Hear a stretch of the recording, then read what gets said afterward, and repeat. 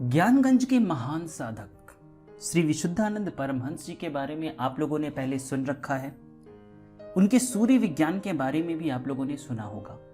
लेकिन इस वीडियो में हम एक ऐसे तथ्य के बारे में बात करेंगे जहां एक साइंटिस्ट गंध बाबा को यानी श्री विशुद्धानंद परमहंस जी को चैलेंज करते हैं कि मैं जो पदार्थ कहता हूं वो आप बना के दिखाइए।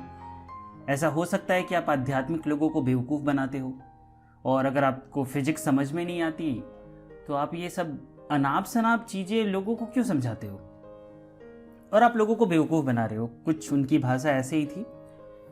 तो मनीषी की लोक यात्रा में श्री गोपीनाथ कविराज जी ने जो भी लिखा है, एक आर्टिकल है बाबा का सूर्य विज्ञान, तो उसे मैं इस वीडियो में पढ़ूंगा। जो भी वो घटनाएं घटी थी, वो साइंटिस्ट ने क्या बोला था, तो आइए पहले हम वो सुनते हैं, उसके बाद अंतिम में मैं कुछ और बातें आपको बताऊंगा। कविराज जी ने स्वामी जी के सूर्य विज्ञान तथा उसके प्रतिपादन के लिए प्रदर्शित चमत्कारों की चर्चा क्वींस कॉलेज में भौतिकी के प्रोफेसर अभय सान्याल से की। उन्होंने कहा, यह धारणा विवेक शून्य है। बाबा जी विज्ञान से अनभिज्ञ श्रद्धालुओं को ऐसे चमत्कार दिखाकर मुग्ध कर सकते हैं। मतलब उनका कहना यह है कि जिन लोगों को साइंस की बातें समझ नहीं आती, ऐसे लोगों को बाबा ऐसे चमत्कार दिखाते हैं और वो लोग मान लेते हैं। हम लोग उनके सूर्य विज्ञान के भुलावे में नहीं आ सकते। सूर्य रश्मि से किसी भी स्थिति में ठोस वस्तु की उत्पत्ति नहीं हो सकती। जैसा कि आप लोगों ने अगर सूर्य विज्ञान का मेरा एपिसोड सुना होगा तो आप लोगों को पता होगा कि सूर्य विज्ञान सिर्फ ज्ञानगंज में ही पढ़ाया जाता है, और ज्ञानगंज एक सिद्धाश्रम है जो अदृश्य है। बहुत सारे लोग कमेंट करके बताते हैं कि यहाँ पे ज्ञानगंज है, मैं जानता हूँ मठ है, तो मैं उस ज्ञानगंज की बात नहीं कर रहा हूँ, मैं सिद्धाश्रम की बात कर रहा हूँ। तो आइए आगे सुनते हैं। बहुत कहने सुनने पर कविराज जी के अनुरोध से वे इनके साथ एक दिन स्वामी जी के आश्रम पर गए।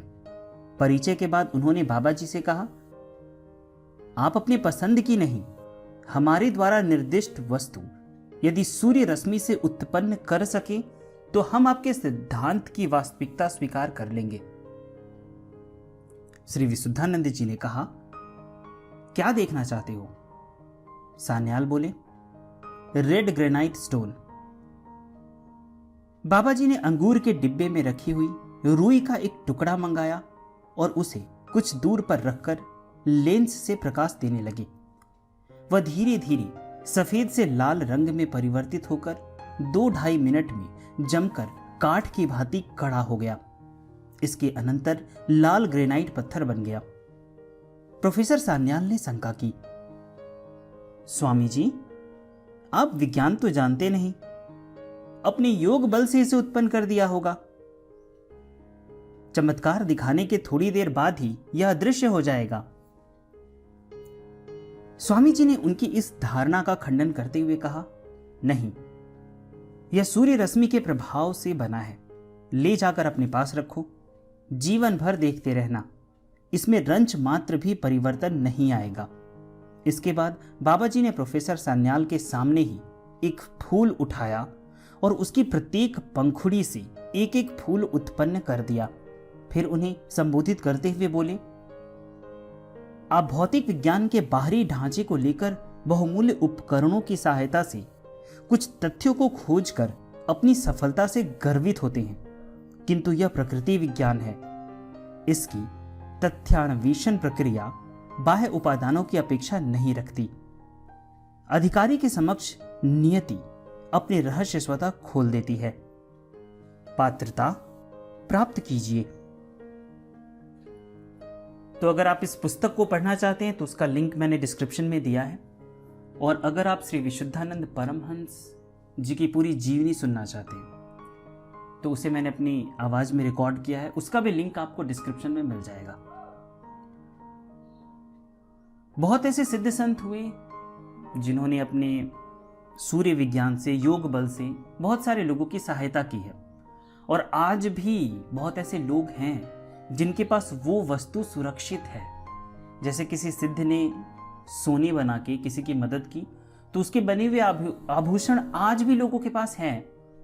और श्री विशुद्धानंद परमहंस जी ने सूर्य विज्ञान से जो गोल्ड बनाया था, अगर आप गोपीनाथ कविराज जी की जीवनी सुने हैं तो उसमें मैंने ये बताया है, अगर नहीं सुना आपने तो डिस्क्रिप्शन में लिंक दिया गया है, आप जाके श्री गोपीनाथ कविराज जी की भी पूरी जीवनी अवश्य सुनिएगा, क्योंकि उन्हीं के द्वारा दुनिया को ज्ञानगंज के बारे में पता चला। श्री विशुद्धानंद परमहंस जी के परम शिष्य थे श्री गोपीनाथ कविराज जी, और वो अपने जीवन में बहुत उच्च कोटि के संतों से मिले थे और उन्हें बहुत सारी मिस्टीरियस ज्ञान भी मिला था, लेकिन उन्होंने अपनी पुस्तकों में इसका जिक्र नहीं किया है। अगर आप रिसर्च करना चाहते हैं तो आपको श्री गोपीनाथ कविराज जी के घर वालों से मिलना होगा, उनसे अनुरोध करना होगा। उनके पास अभी भी बहुत सारे डॉक्यूमेंट्स सुरक्षित हैं, तो आप उनसे मैं क्षमा चाहता हूँ। मेरा मकसद कुछ गलत प्रचार करने का नहीं है, उनके जो ज्ञान है उससे कुछ गलत बनाने का नहीं है। तो मैं आप लोगों से विनम्र निवेदन करता हूं कि अगर आप जाएं उनसे मिले तो कृपया उन्हें परेशान ना करें। और ये जो भी मुझे जानकारी मिली है वो पुस्तकों से ही मिली है। तो मैं बहुत सम्मान करता हूं श्री गोपीनाथ कविराज जी के परिवार वालों का भी। और अगर आप उनसे मिलने जाए तो अनुरोध करें, अगर उनके पास वो डॉक्यूमेंट सुरक्षित होगा तो वो आपको अवश्य देंगे। और उससे पहले गोपीनाथ कविराज जी ने जितनी पुस्तकें लिखी हैं आप उससे पहले पढ़ लीजिए, तो आप अच्छी तरह से समझ पाएंगे कि गोपीनाथ कविराज जी के पास कितनी मिस्टीरियस नॉलेज थे जो संतों से मिला है उन्हें। तो डिस्क्रिप्शन में मैंने लिंक भी दे दिया है। और मैं बता रहा था श्री विशुद्धानंद परमहंस जी ने कुछ गोल्ड बनाया था सूर्य विज्ञान से, उन्होंने कुछ अपने भक्तों की मदद की थी, तो वो गोल्ड आज भी उनके पास सुरक्षित है। अगर आप थोड़ा बहुत खोज करेंगे तो आपको पता चल जाएगा। डिस्क्रिप्शन में कुछ लिंक दिए गए हैं और मैं आप लोगों से विनम्र निवेदन करता हूं कि आप उन वीडियोस को भी देखें।